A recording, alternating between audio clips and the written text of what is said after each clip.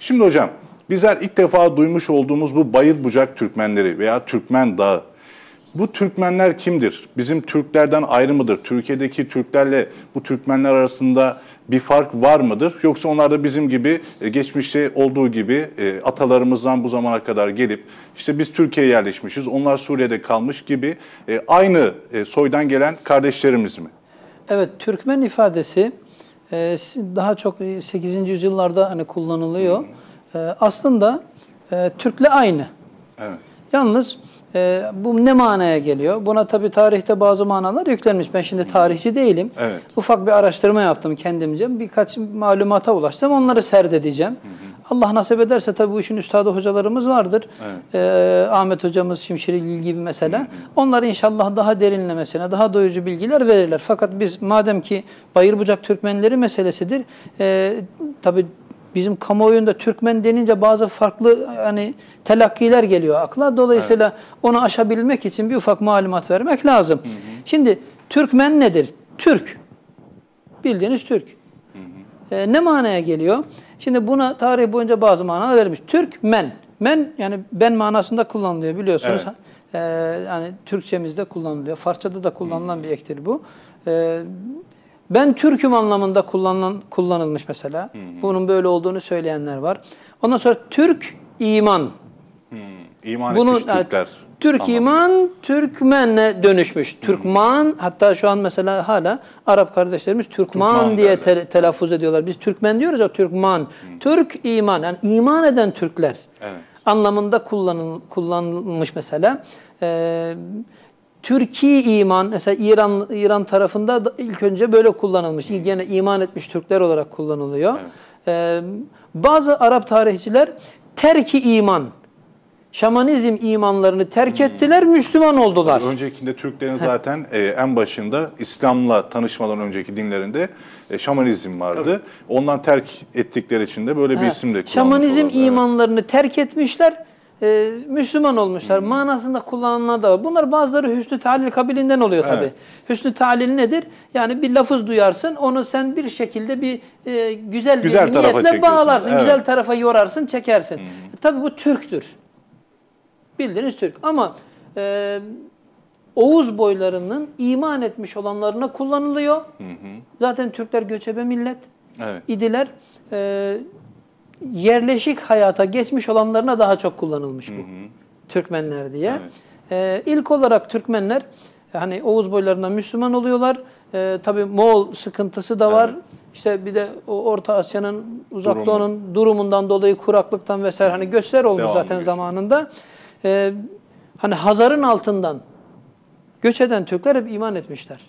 Hatta Necip millet deniyor. Evet. Hani mesela bazı kavimler İslam'ı götüren, Allah Arap kardeşlerimizden razı olsun ki bize İslam'ı getiren onlardır. Batı'nın yaptığı gibi aramıza düşmanlık sokmaya çalışıyorlar. Onlar bize arkamızdan bunu yaptı, bunu yaptı gibi. Ya bunlara uymamak lazım. Ya bunları dinlemek. Gavur'u dinlersen zarar edersin. Evet. Gavur ne derse tam tersini yapacaksın derdi ya rahmetli Erbakan Hoca. Sultan Hamid'den de nakledildi. Bir iş yapacağı zaman İngiliz sefirine falan sorarmış. O ne derse tersini yaparmış. Çünkü onlar da bizim menfaatimize konuşmazlar. Onlar arayı bozmak için çok şey söylüyorlar. Hiç mi aksama olmadı? Oldu. Arap kardeşlerimizin bize yaptığı yanlışlar oldu mu? Oldu. Biz de onlara yanlış yaptık. İnsandır sonuçta. Yok, biz de onlara yeri geldi yanlış yaptık. Olabilir, mümkündür yani. Kul beşerdir yani, şaşar illaki. Ancak işte dediğimiz gibi yani Müslüman olan Türkler daha çok hani böyle bir diğer bazı kavimler gibi mağlup oluyorlar ve tabii mağlup olunca da bir kısım mecburen işte İslam'ı kabul ediyor, bir kısım görüyor, seviyor, kabul ediyor, bir kısım asimile oluyor, kabul ediyor. Türklerin durumu böyle değil. Nezip millet, asil millet deniyor. Niye? Yani galip oldukları halde yendikleri kimselerin dinine girmişler. Türk milleti. Allah onlardan razı olsun dedelerimizden. Yani böyle bize bu noktaya şu an gelmemizde vesile oldular. Tabii. Onları da unutmamak lazım. Yani Türk milleti böylece hani İslam'ı güzellikle kabul eden bir millettir. Tabii göçle birlikte ta Emeviler zamanında yani 7. yüzyıl, 8. yüzyıllarda Avasım bölgesi Suriye'nin kuzey tarafına kalıyor. Anadolu'nun o güneyi. O bölgeye yerleştirilmişler. Çünkü savaşçı insanlar cihad zaten cihad zamanı o bölgelerde hep cihad etmişler mesela İslam adına, İslam bayrağı altında cihad etmişler, kafirlerle savaşmışlar. İlk olarak o zamanlar işte Suriye tarafına yerleşiyorlar. Aslında Türkmen denilen dediğimiz gibi Oğuzların, Müslüman olanları işte Türkmenistan'dalar. Oradan beri geliyorsunuz. Hani İran, Azeri Türkleri de mesela Oğuz boylarından gelen Türkmenlerdir. Irak'ta mevcutlar. Suriye'de varlar ve Anadolu Türkleri has Türkmendirler. Evet. Yani Anadolu Türklüğünün... Yani biz de kendi Türk değil de Türkmen diyebiliriz yani. Evet. Anadolu'daki Türklüğün bel kemiği diyor, şeydir diyor yani Türkmenlerdir diyor. Evet. Biz Türkmeniz yani neticede. Evet. Yani biz coğrafyaya gittiğimiz zaman orada kendimizi müşahede ettik. Aynı bizim gibi Türkçe konuşuyorlar. Tabii ki biraz şive var. Yani nasıl İstanbul... bizim şimdi doğuya gittiğimiz zaman şive değişiyor, Karadeniz'e gittiğimiz zaman şive değişiyor. Orada Kesinlikle. da illaki değişecektir. Batı Türkçesi konuşuyorlar. Hani bir İstanbul Türkçesi olmasa da bizim Anadolu'ya gittiğimizde Anadolu'daki halkımızın, işte köylümüzün, yerlimizin nasıl bir şivesi varsa o şiveyle konuşuyorlar ve misafirperverlik ve asalet ve gurur konusunda inanın yani hiçbir şey kaybetmemişler. Tanımasanız bile gittiğiniz zaman yolda görseniz mesela yani şey olarak baktığınız zaman bunlar hangi milletten diye baktığınız zaman hareketlerinden, tavırlarından bir Türk olduğunu, Türkmen olduğunu kesinlikle şöyle bir enstantane yaşandı ve bu dilleri konusunda ve milliyetleri konusunda ehli sünnetler zaten o kadar hassaslar ki biz sınırda röportaj yaparken ben mikrofonu bir minibüsün içerisindeki bir gruba yönelttim. Minibüsün içerisinde orada sınırda ilk yardım tırları geliyor. Oradaki tırlardan sınır boyuna gelmiş olan ihtiyaç sahiplerine yardım ediliyor. Ben orada röportaj yaparken minibüsün içerisindeki bir gruba yönelttim. Meğersem onlar Arapmış, Türkçe bilmiyorlarmış. Onlar hani konuşamayacağımızı anladıktan sonra ben diğer bir gruba yöneldim. Orada 2 tane genç kardeşimiz vardı böyle 20-30 yaş aralarında. Dedim ki Türkçe biliyor musunuz dedim. Yani bana şöyle bir döndü. Türkmenik tabii ki bilik dedi. Yani benim onlara Türkçe biliyor musunuz dememe içerledi ve kızdı. Yani onun gururuna dokunuyor. Yani Türkmenik tabii ki bilik dedi.